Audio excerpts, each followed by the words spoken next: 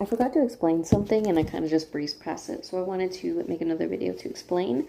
Once you crochet this middle piece, and you now need to do full rows just like you did before, it's going to be a little difficult because you now have these big gaps that you have to fill in. So I'm going to explain how to do that.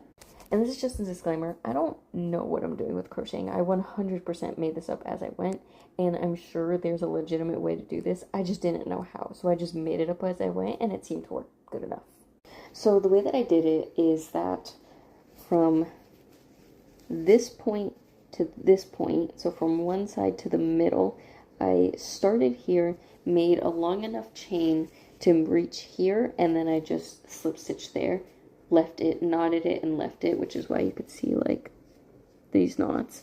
And then from this side to this side, I did the same thing. Started here, made a big chain, connected it here.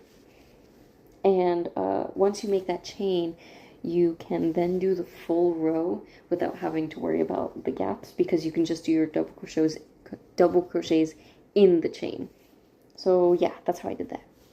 Another thing I didn't explain, but and not super important, but it might help you. When I got to my final rows, I brought it in a little bit, so I did a couple decreases, and I find that it helps hook onto the head a little more instead of just laying flat. It gives you like this overhang that gives it a little bit more of a beanie look, but at that point it just goes up to personal preference. This project also took a lot of yarn, so make sure that you have enough yarn to finish your beanie, or else you're going to have a multicolored beanie. I hope any of that made sense and that you can actually make this thing now.